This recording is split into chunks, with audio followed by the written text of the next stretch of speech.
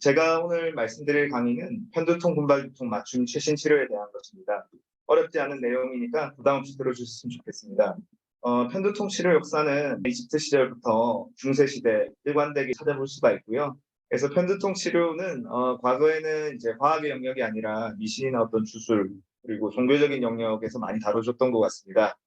머리가 굉장히 아프기 때문에 잔인한 방법으로 치료했던 기록들이 남아 있고 최신 약물 치료라는 것은 20세기가 들어서나 가능해진 일이 되겠습니다. 편두통은 정부기, 두통기, 종료기 다양한 증상 시기를 가지고 있지만 두통 시기의 특징을 대표로 하고 있고요. 편두통 발작이 생기면은 이제 아무것도 못하게 되기 때문에 일단 이런 편두통에서 벗어나는 것이 가장 중요하게 이걸 급성기 치료라고 하게 되겠습니다.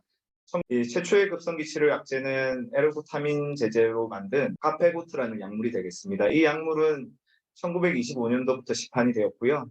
처음에는 편두통이 혈관 확장과 관련이 있다는 걸 알고 있었기 때문에 약제의 효과가 혈관 수축에서 나오는 거라고 생각을 했지만 사실 진짜 치료 효과는 그 신경계 염증을 완화시켜서 편두통을 좋아지게 하는 치료약이 되겠습니다. 에르고타민은 카페인이 고용량으로 들어가게 되고 혈관 수축 효과가 있기 때문에 부작용도 많고 치료 효과가 일관되지 못한 점도 있었기 때문에 문제가 많은 약물이었습니다. 하지만 이제 이미그란이라는 수마트립탄 성분이 나오게 됨으로써 얼고타민과 유사한 효과를 누릴 수 있게 되고 환자들에게 일관된 효과를 적용할 수 있게 되었습니다. 편두통이 이제 한 번씩 오기는 하는데 평소에는 증상이 없다가 이런 것들을 저희는 편두통 역치라는 개념으로 설명을 할 수 있겠습니다. 이 역치가 넘지 않을 때는 두통이 없습니다. 그런데 여러 가지 유발인자들이 쌓이다 보면은 어느 순간 역치를 뛰어넘을 때 두통이 오는데 1년에 몇 번 안 생겨도 편두통이라고 부르지만 어떤 경우에 이제 두통이 굉장히 잦아지면 거의 매일 편두통이 있는 사람도 있습니다. 이런 거를 두통이 만성화되었다, 빈도가 증가했다 이런 식으로 표현을 하겠습니다. 그래서 이 편두통 빈도를 줄이고 가끔 생기게 만드는 이러한 질환 경과를 완화시키는 치료제 개발이 필요하게 되었고요. 이걸 예방 치료라고 부르게 되겠습니다. 최초의 예방 치료제는 현재도 사용하고 있는 베타 차단제가 되겠고 먹는 약의 표준약은 지금 토피라메이트 성분으로 알고 계시면 되겠습니다. 이후에도 항체 주사라고 불리는 그 에레누막, 발카네주막, 프레마네주막이 2018년도에 이제 최초로 미국 FDA 승인을 받고 환자들에게 이제 전달이 되게 되었습니다. 그래서 기존 치료 방법은 경험해 보신 분들도 아시겠지만 일종의 융단 폭격에 가까운 방법이었습니다.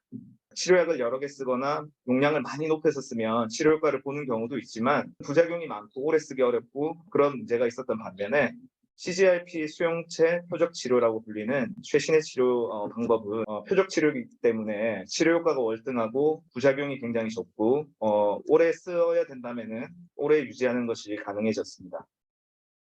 CGRP 약제들이 주로 작용하는 기전은 뇌를 둘러싸고 있는 뇌막 그리고 3차 신경절 같은 말초신경 계열에 달라붙어서 작용을 하게 되겠습니다. 이러한 것들이 당클론 항체라고 부르는 항체 주사의 주로 작용 부위가 되겠고요.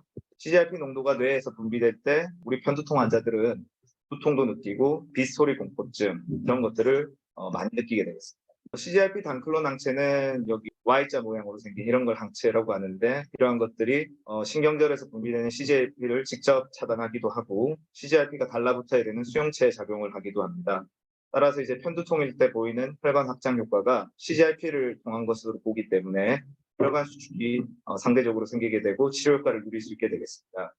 오른쪽은 이제 예전의 약제들이 효과가 얇은 선이다 그러면 새로 나오는 항체 주사들은 붉은 선으로 돼서 효과가 월등히 좋음을 시사하게 되겠습니다. 항 CGRP 단클론 항체는 이제 그 군발 두통에도 효과가 있음이 입증이 되었습니다.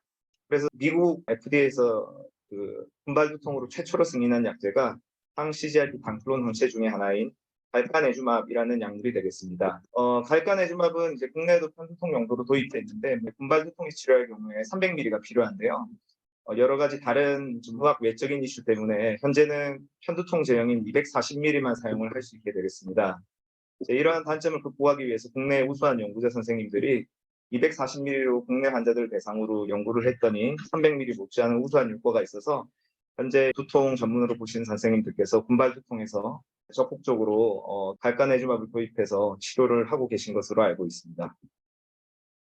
그리고 그 급성기 치료 중에 이제 트립탄, 이미그란 성분이 중요하겠는데요. 아까 에르고타민도 혈관 수축 효과가 커서 문제가 있었지만 트립탄도 혈관 수축 효과를 가지고 있습니다. 편두통 환자는 이제 뇌혈관 질환, 심혈관 질환의 위험이 좀 높다는 사실들을 알 수 있는데 젊은 시절에 이제 트립탄을 쓰다가 심혈관 질환이 생기게 되면 어쩔 수 없이 트립탄을 끊어야 되는 상황들이 발생을 했고 이럴 때 대안이 없기 때문에 예방 치료를 한다든지 일반 진통제만 사용해서 불만족하는 경우들이 있었습니다.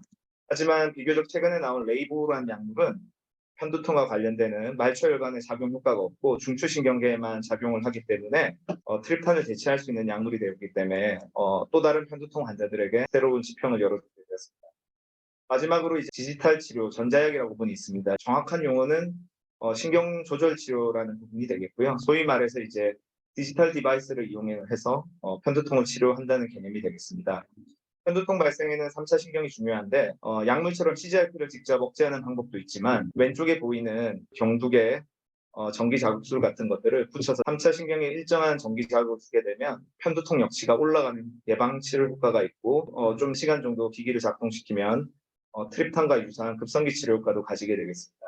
따라서 이제 편두통 치료는 약물뿐만 아니고 디지털 디바이스 영역으로 넘어가서 매우 확장되고 있음을 우리가 확인할 수 있었습니다. 제 강의는 여기까지입니다. 감사합니다.